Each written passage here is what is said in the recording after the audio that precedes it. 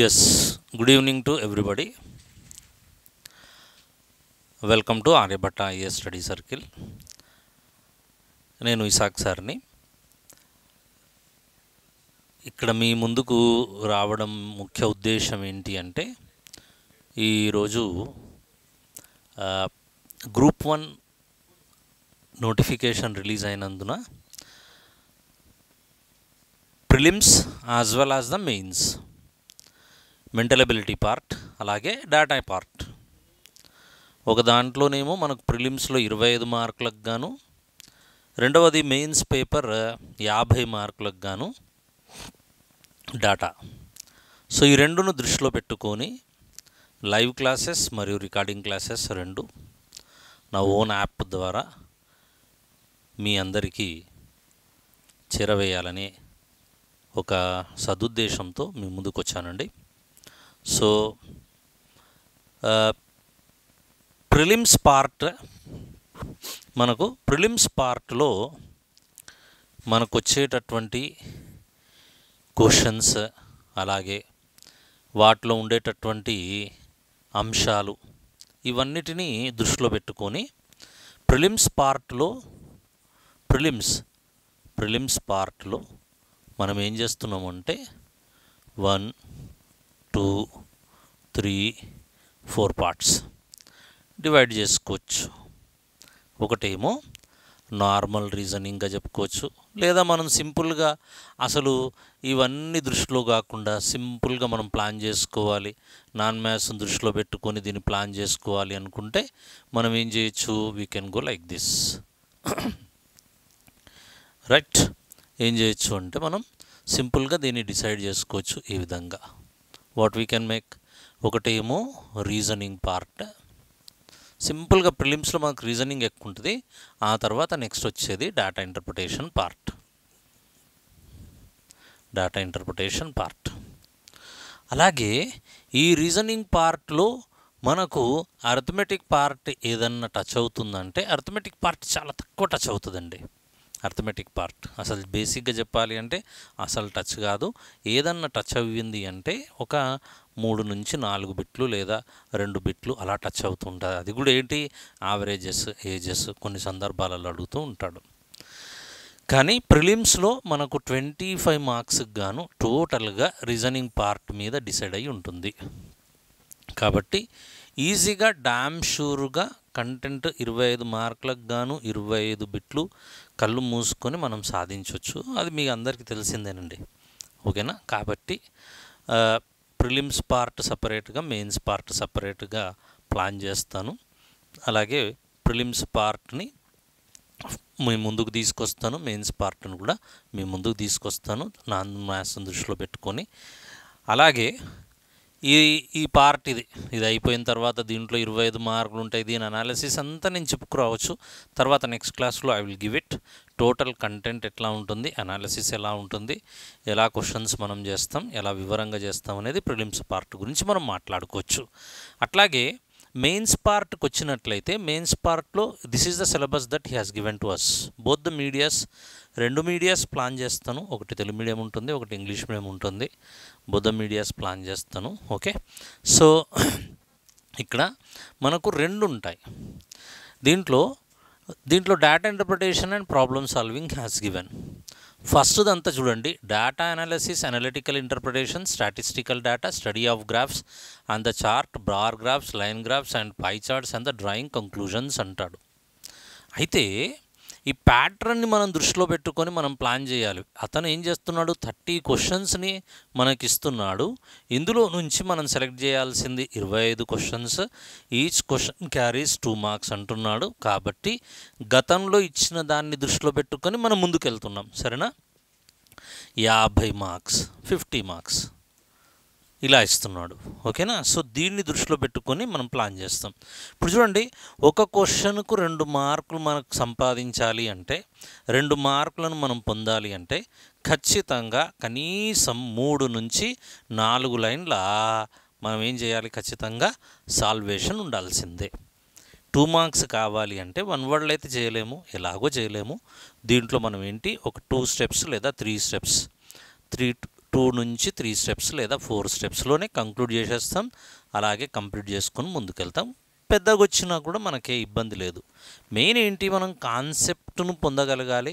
కాన్సెప్ట్ను దృష్టిలో పెట్టుకొని అడిగినటువంటి అంశాన్ని మనం దృష్టిలో పెట్టుకొని ప్రాబ్లమ్ సాల్వింగ్ చేయాలి. దట్ ఈజ్ ఇంపార్టెంట్, అంతే కదా. ఓకేనా. కాబట్టి అతను అడిగిన దాన్ని పిన్ పాయింట్గా what he is asking, what he has given to us, how to solve that one. ఈ 3 steps: what he has given, what he is asking, what are the steps has to be taken to solve it, and the conclusion how to get it. అది కూడా మనం బోలెడన్ని short cuts generalisation పద్ధతిలో ఈజీగా అర్థమయ్యేటట్టుగా మనం plan చేసుకుంటాం. ఓకేనా. ఇవన్నీ కూడా ఇప్పుడు దీంట్లో చూడండి, ఈ గ్రాఫ్ పార్ట్ అంటాం, ఇదంతా కూడా డేటా ఇంటర్ప్రిటేషన్కి సంబంధించిందే. గ్రాఫ్ పార్ట్, డేటా ఇంటర్ప్రిటేషన్కి సంబంధించినటువంటి గ్రాఫ్ పార్ట్ అంతా కూడా దీని మీద పూర్తిగా పట్టు సాధించాలి అంటే ఖచ్చితంగా మనకు అరిథమెటిక్ మీద సంపూర్ణమైనటువంటి పట్టు ఉండాలి. అతను ఒక గ్రాఫ్ అడగొచ్చు, ఒక గ్రాఫ్ అడిగి ఒక question under that he may ask us, అలాగే ఇంకొక గ్రాఫ్ అడిగేసి ఇంకొక క్వశ్చన్ అడగొచ్చు, లేదా ఒక గ్రాఫ్ కింద అతను 2 క్వశ్చన్స్ అడగొచ్చు. చాలా చేంజెస్ వచ్చాయండి. గతంలో గ్రూప్ 1లో ఒక గ్రాఫ్ ఇచ్చినప్పుడు దాని కింద అతను 5 క్వశ్చన్స్ అడిగేవాడు, 5 2 10 మార్కులకు కానీ ఇచ్చేవాడు. కానీ ఇప్పుడంతా కూడా మారిపోయింది. ఇప్పుడు so many changes are there. అలాగే పేపర్స్ కూడా అలాగే so many changes are there. Last time మనం ప్రిలిమ్స్ చూసినప్పుడు మనం పేపర్ చూసాం, పేపర్ని మొత్తం దడదడలాడించాడు. పేపర్ రీడ్ చేయడం పెద్ద పని. పెద్ద క్వశ్చన్స్ ఇచ్చేసి దాన్ని రీడ్ చేయడం అనేది పెద్ద పని. ఓకేనా. అది అలా ఇచ్చాడు. సో దాన్ని చాలా ఈజీగా మనం విపులంగా దాని గురించి మనం డిస్కషన్ చేస్తాం, అది చూద్దాం. సో డేటా ఇంటర్ప్రిటేషన్ మనకు కావాలి అనుకుంటే ఖచ్చితంగా మనకు ముందు అరిథమెటిక్ మీద సంపూర్ణమైనటువంటి పట్టు ఉండాలి. ఓకేనా. ఎలా, నిష్పత్తి ఎంత, పెరుగుదల శాతం ఎంత, తగ్గుదల శాతం ఎంత, నిష్పత్తి విలువ ఎంత, సగటు ఎంత, సగటులో ఎంత శాతం, సగటులో తగ్గుదల శాతం ఎంత, ఎంత సంఖ్య తగ్గుదల కనిపిస్తుంది. ఇలాంటి క్వశ్చన్స్ని ఇతను ఏం చేస్తాడు, డామినేట్ చేస్తాడు. క్లియర్గా క్వశ్చన్ చేస్తాడండి. మనకు సంపూర్ణంగా నిష్పత్తి పైన మనకు అవగాహన ఉందా లేదా, అలాగే మనకు శాతాల పైన సంపూర్ణమైన అవగాహన ఉందా లేదా, ప్యూర్గా చాలా ప్యూర్గా మనల్ని టెస్ట్ చేస్తాడు. ఇలా మొత్తం పోస్ట్ మార్టం చేసి టెస్ట్ చేస్తాడు. కాబట్టి మనం ఈ బేసిక్స్ పర్ఫెక్ట్గా నేర్చుకోవాలి. దీంట్లో ఉండే పెరుగుదల శాతాలు, తగ్గుదల శాతాల గురించి నేర్చుకోవాలి. దీంట్లో ఉన్నటువంటి మెలకువలని కూడా, అన్ని టెక్నిక్స్ అన్నీ కూడా మనం నేర్చుకుంటాం. అలాగే problem based on టాబులర్ and diagrammatical data problems based on probability, logical reasoning అన్నాడు, అనలిటికల్ మెంటల్ ఎబిలిటీ అంటున్నాడు. ఇదో టాబులర్ పైన, డయాగ్రామ్స్ పైన అడుగుతున్నాడు. మళ్ళీ ఇది డేటా ఇంటర్ప్రిటేషనే. ఇదొక్కటే ప్రాబబిలిటీ పైన కొన్ని క్వశ్చన్స్ అడగడానికి అవకాశం ఉంటుంది. కాబట్టి మనం ప్రాబబిలిటీ చేయాలి, ప్రాబబిలిటీ క్వశ్చన్స్ నేర్చుకోవాలి, పర్మిటేషన్స్ కాంబినేషన్స్ క్వశ్చన్స్ కూడా నేర్చుకోవాలి. దాని రిలేటెడ్ ఈ 2 నేర్చుకోవాలి, permutations combinations and the probability. Okay. దాంట్లో నుంచి మనకు 2 క్వశ్చన్స్ రావచ్చు. 2 క్వశ్చన్స్ని మనం కాన్సన్ట్రేట్ చేయాలి. ఆ 2 క్వశ్చన్స్ ఎలా అడుగుతుంటాడు. ఓకేనా. That we see it. అదైపోయిన తర్వాత ఇది క్వాంటిటివ్ యాప్టిట్యూడ్. ఇక్కడ మనకు ఉండేది అర్థమెటిక్. నంబర్ సీక్వెన్సెస్ అంటాడు. ఓకేనా. శ్రేణుల పైన క్వశ్చన్స్ ఉండొచ్చు. అలాగే సిరీస్, శ్రేణుల పైన. శ్రేణులు వేరు, శ్రేణులు వేరు. శ్రేణులలో అంకశ్రేణి, గుణశ్రేణి, హరాత్మక శ్రేణి అంటాం. ఓకేనా. వాటి పరంగా ఏమైనా క్వశ్చన్స్ అడగడానికి అవకాశం ఉంటే ఆ క్వశ్చన్స్ అడగవచ్చు. ఓకే. అట్లాగే సిరీస్లో అయితే మనకు ఉన్నటువంటి 3 రకాల సిరీస్ అడగడానికి అవకాశం ఉంటుంది. యావరేజెస్ బోలెడని యావరేజెస్. గతంలో గ్రూప్ 5 మనకు పేపర్ 5 ఉన్నప్పుడు మొత్తం పేపర్ ఒక సంవత్సరం మొత్తం only he asked on averages. 150 మార్కుల పేపర్ టోటల్గా యావరేజ్ అడిగిన సందర్భాలు ఉన్నాయి. కర్మ ఏంటి అంటే సిలబస్ ఇది ఇస్తాడు, అడిగేది ఒకటి అడుగుతుంటాడు. మొత్తం ట్యాబులర్ ఫామ్ అడుగుతాడు అనుకుంటాం. ఒక సంవత్సరం మొత్తం ట్యాబులర్ ఫామ్ అడిగాడు. But the next year he changed it. ఆ తర్వాత మళ్ళీ నెక్స్ట్ ఇయర్ మళ్ళీ చేంజ్ చేశాడు. ఓకేనా. ఈసారి మళ్ళీ ఏం చేశాడు, తీసుకొచ్చి ఇక్కడికి వచ్చాడు, 25 మార్క్స్ అన్నాడు. సరేనా. సో ఇవన్నిటిని దృష్టిలో పెట్టుకొని మీకు మంచి స్పూన్ ఫీడింగ్లా పర్ఫెక్ట్గా ప్లాన్ చేసుకొని మీ ముందుకు మనం ప్లాన్ చేద్దాం. సరేనా. మీ ముందుకు వచ్చేద్దాం. ఇక్కడ నంబర్ సిస్టమ్ అన్నాడు, సంఖ్యా వ్యవస్థ అంటాం. నంబర్ సిస్టంలో మనకి ఏమేమి ఉంటాయి, యూనిట్స్ ప్లేస్ డిజిట్ అడగొచ్చు, లేదా ఎల్సిఎం జీసీడీ అడగొచ్చు, లేదా కారణాంకాల పరంగా అడగొచ్చు, లేదా అలాగే సర్డ్స్ అంటాం. ఓకేనా, సర్డ్స్ అంటాం, కర్ణులు, అలాగే సంవర్గమానాలకు సంబంధించినవి కానీ. ఓకేనా, సర్డ్స్లలో బోలెడన్ని టెక్నిక్స్ ఉన్నాయి. ఓకే, ఆ టెక్నిక్స్ ఏమన్నా అడగడానికి అవకాశం ఉంటుంది నంబర్ సిస్టంలో. నెక్స్ట్ వచ్చేది ఇదైతే రేషియో అండ్ ప్రపోర్షన్ ఇదైతే కంపల్సరీగా ఉంటుంది. ప్రాఫిట్ అండ్ లాస్, ఇది చూడండి, రేషియో ప్రపోర్షన్ ఇచ్చాడు, ప్రాఫిట్ అండ్ లాస్ ఇచ్చాడు. ఓకేనా, ఇప్పుడు మరి పర్సంటేజ్ పరంగా అసలు మనకి ఇక్కడ ఎలాంటి ఇన్ఫర్మేషన్ లేదు. అలా అంటే పర్సంటేజెస్ అడగడా, అలా ఉండదు. ప్రాఫిట్ అండ్ లాస్ అడుగుతున్నాడు అంటే profit and loss itself is depending upon the percentage itself. ఓకేనా, అట్లాగే పర్సంటేజ్ పైన డిపెండ్ అయ్యేది సింపుల్ ఇంట్రెస్ట్ ఉంటుంది, అలాగే కాంపౌండ్ ఇంట్రెస్ట్ ఉంటుంది. ఓకే, సింపుల్ ఇంట్రెస్ట్ అడిగాడు కదా, కాంపౌండ్ ఇంట్రెస్ట్ అడిగాడు, అట్లాంటి సోది ఏం ఉండదు. He will ask anything. మనం పర్ఫెక్ట్గా ప్రిపేర్ అయ్యి కావాల్సిందే.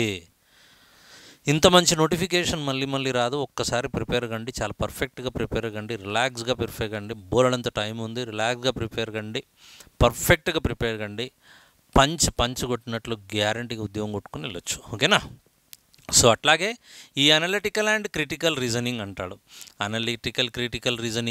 అనలిటికల్ ఆ తర్వాత క్రిటికల్ రీజనింగ్, ఈ రెండు కూడా మనం రాసుకునేటటువంటి మెంటల్ ఎబిలిటీలో మొత్తం టాపిక్స్ రాస్తామే ఆ రీజనింగ్ పార్ట్కి సంబంధించినవే ఉంటాయి. అనలిటికల్లో ఏముంటాయి, డికోడింగ్ వస్తుంది, ఆడ్ మన్ అవుట్ వస్తుంది. క్రిటికల్లో ఏమొస్తుంది, మనకు సీటింగ్ అరేంజ్మెంట్స్ వస్తాయి, పజిల్స్ వస్తాయి.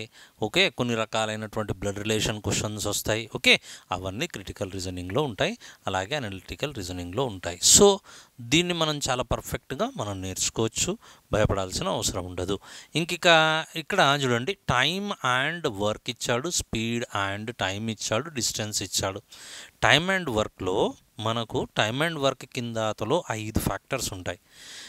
కాలము పని ఉంటుంది, తర్వాత కాలము సామర్థ్యాలకు సంబంధించిన క్వశ్చన్స్ ఉంటాయి, అలాగే సామర్థ్యము వేతనాలకు సంబంధించినటువంటి క్వశ్చన్స్ ఉంటాయి, అలాగే నెక్స్ట్ మనకు చైన్ రూల్ ఒకటి ఉంటుంది, ఆ చైన్ రూల్ ఒకటి ఉంటుంది, అది కూడా మనం నేర్చుకుంటాం. అలాగే పైపులు, ట్యాంకులు కూడా నేర్చుకుంటాం. దాంట్లో ఐదు సెక్టార్స్ మనకు కనిపిస్తాయి. 5 సెక్టార్స్ పైన మనం కాన్సన్ట్రేట్ చేస్తాం.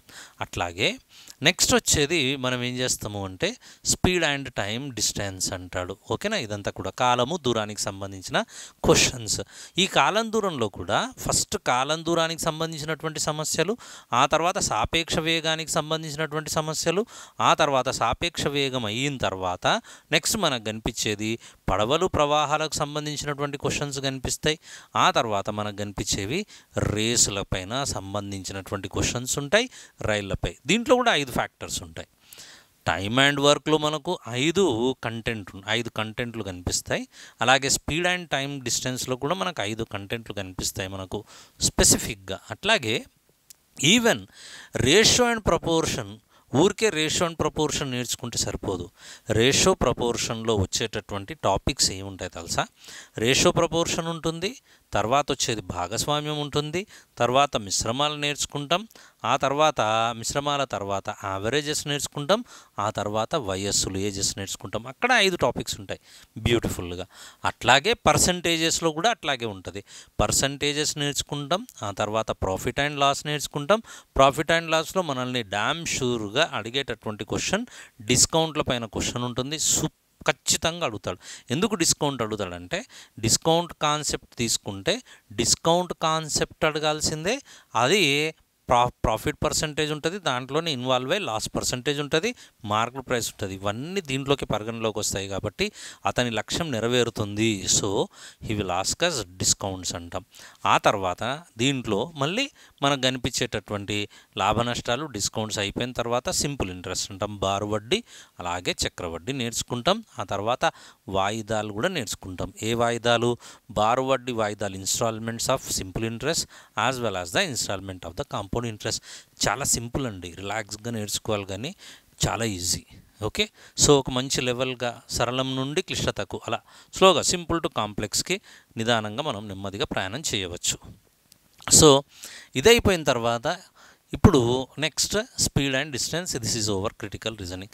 ఇది ఒకటే డిసిషన్ మేకింగ్, ఒకటి ప్రాబ్లమ్ సాల్వింగ్ అని ఉంటుంది. ఇది చూడండి, ఇది ఎలా ఉంటుంది అంటే మనం బాగా ప్రిపేర్ అయ్యి మొత్తానికి కొద్ది ప్రిపేర్ కావాలి. నువ్వు టూ మచ్గా ప్రిపేర్ అయినా కూడా నువ్వు సాధించేది ఏముండదు. అలాగే నువ్వు తక్కువ ప్రిపరేషన్ చేసినా కూడా సాధించేది ఏముండదు. మరి నేనైతే చూస్తున్నాను 2008లో సంస్కరణలు జరిగిన తర్వాత 2011లో మనకి ఎగ్జామ్స్ అయ్యాయి. 2010, 11, 12 I have given so many times. ఓకేనా. సో మేము అన్నీ చూస్తున్నాము, దాదాపుగా ఒక 15 సంవత్సరాల నుంచి చూస్తున్నాం. So we know well. ఏంటి సింపుల్ అనాలిసిస్, మన బుర్ర మెచ్యూరిటీ ఉండాలి, కామన్ సెన్స్ ఉంటే సరిపోతుంది. You can achieve all the things from here. దీంట్లో నుంచి మనకు వచ్చే క్వశ్చన్స్ ఆల్మోస్ట్గా మనం తీసుకోవచ్చు. దీన్ని మనం డివైడ్ చేసుకుంటే 5 సెక్టార్స్ ఉన్నాయి. 5 నుంచి 6 క్వశ్చన్స్ అంటే 5 6లు 30 క్వశ్చన్స్ ఇలా రావచ్చు. దీంట్లో నుంచి మనం సెలెక్ట్ చేయాల్సింది 25 క్వశ్చన్స్ ఉంటాయి. ఓకే. సో దిస్ ఈజ్ మనకున్నటువంటి డేటా ఇంటర్ప్రిటేషన్. కానీ బోలెడంత సిలబస్ అండి. సిలబస్ ఏం తక్కువేం కాదు, బోలెడంత సిలబస్ మనం క్షుణ్ణంగా నేర్చుకోవాల్సిందే. కొంతమంది మన దాంట్లో చెప్తుంటారు, మన సీనియర్ చెప్తుంటారు ఆర్ఎస్ అగర్వాల్ చేయాలంటారు. ఆర్ఎస్ అగర్వాల్ చేయాల్సిందే. దాని డెప్త్ మోడల్స్ ఉంటే దాని డెప్త్ మోడల్స్ చేయాల్సిందే. దాంట్లో ఉన్నటువంటి విభిన్న వైవిధ్యానికి సంబంధించినటువంటి అప్లికేషనల్ ప్రాబ్లమ్స్ అంటాం. ఈ అప్లికేషనల్ ప్రాబ్లమ్స్ అన్నీ కూడా మనం చేయాల్సిందే. ఇవన్నిటిని క్రోడీకరించి ఇవన్నిటినీ ఒక ఒక ఒక ఒక చిన్న రూపంలోకి తీసుకొచ్చి నేను ప్రధానంగా నాన్ మ్యాథ్స్ను దృష్టిలో పెట్టుకొని మీ అందరికీ అనువుగా సులభంగా అర్థమయ్యేటట్టుగా బోధించేటట్టుగా ఆ పద్ధతిని ఎంచుకొని ముందుకు నేను రావడం జరుగుతుంది. ఓకేనా. సో మనకు దీని పరంగా మనకేముంటాయి, వాట్ ఎవర్ వీ రిక్వైర్డ్, అంటే మనకు కావాల్సినటువంటి సార్ మాకు కొంత వర్కౌట్స్ కావాలి, వర్కౌట్స్. ఆ తర్వాత సార్ మెంటర్షిప్, కొంతమంది ఆల్రెడీగా అడుగుతున్నారు, కొందరు మెంటర్షిప్ కావాలి, టార్గెట్స్ అరేంజ్ చేసుకొని దాని ప్లానింగ్ అది కూడా ప్లాన్ చేస్తున్నానండి. ఓవరాల్గా ఈసారి ఈ నోటిఫికేషన్కు నేను సంపూర్ణంగా మీకు లబ్ధి పొందేటట్టుగా, అంటే మీకు అప్రోచబుల్గా నేను ఉంటాను. లాస్ట్ టైము నాకు ఎస్ఐ కానిస్టేబుల్ బ్యాచెస్ ఉండే, దినమంతా క్లాసులు చెప్పేది, చాలా బిజీగా ఉండి, అందుకే నేను అసలు మీ దగ్గర కూడా రాలేదు. ఓకే. ఓన్లీ పెద్ద బ్యాచ్ ఒక 1000 మంది 1200 మందిని అందరినీ కూర్చోబెట్టి ఆ గ్రూప్ 1 ప్రిలిమ్స్, గ్రూప్ 2 ప్రిలిమ్స్ ఇవన్నిటి కలిపేసి ఒక 2 బ్యాచులు అలా 1 వీక్ కంప్లీట్ చేసుకొని ప్రిలిమ్స్ క్లోజ్ చేశాను. ఓకేనా. సో దిస్ టైం ఏంటి, ఆన్లైన్లో వస్తున్నాను, నా సొంతంగా నా యాపే ఉంది. So that I'm coming to you. అలాగే మనం టెస్టుల్లో పెట్టుకోవచ్చు, మెంటర్షిప్లు తీసుకోవచ్చు. ఎవరన్నా వీక్ ఉంటే మెంటర్షిప్ తీసుకొని దాన్ని మనం ప్లాన్ చేసుకోవచ్చు. సో ఇవన్నిటినీ దృష్టిలో పెట్టుకొని ముందుకు వస్తున్నాను. మోస్ట్లీగా classes I'm going to be start from 4th, next Monday నుంచి నేను స్టార్ట్ చేస్తున్నాను. మోస్ట్గా మనకు ఆల్మోస్ట్గా జాబ్ హోల్డర్స్ చాలామంది ఉంటారు, నాకు తెలిసిన వాళ్ళు చాలామంది ఉన్నారు. మన స్టూడెంట్సే, మన మిత్రులే, మనతో పరిచయం ఉన్నటువంటి వ్యక్తులు చాలామంది ఉన్నారు, బోలెడు మంది. సో మీ అందరికీ అనువైనటువంటి సమయాన్ని నేను ఎంచుకుంటాను. ఉదాహరణకు 7 to 8:30 ఒకటి తీసుకుంటాను. ఒకవేళ అది ఓవర్లాప్ అవుతుంది, ఎక్కడైనా ఇబ్బంది అనిపిస్తుంది అంటే మన ఫ్లెక్సిబుల్ ఏం చేస్తాం, 8:30 to 10 కూడా తీసుకోవచ్చు. Which ever we require we plan చేస్తాం. ఓకేనా. సో అది ప్లాన్ చేసుకొని ముందుకెళ్దాం. ఎవరన్నా మిస్ అయితే మనకి ఎట్లాగో రికార్డింగ్ క్లాసెస్ ఉంటాయి, రికార్డింగ్ క్లాసెస్ కూడా ఇది ప్లాన్ చేస్తాను. ఓవరాల్గా నేను మీ ముందుకు 4th రోజు యాప్ తీసుకొని, యాప్ ఉంది, అన్నీ పర్ఫెక్ట్ చేసుకుని మేము ముందుకు వచ్చి 4th రోజు మనం ఒక క్లాస్ కూడా ప్రోగ్రామ్ స్టార్ట్ చేసుకుంటాం. ఆ రోజు ప్రిలిమ్స్ పెట్టుకుంటాను, అలాగే మెయిన్స్ పెడుతున్నాను. సో మీరందరూ ఈ మంచి అవకాశాన్ని సద్వినియోగపరచుకోవాలని కోరుకుంటూ ఇట్లా right. Thank you very much. Have a nice day. By by. All the best.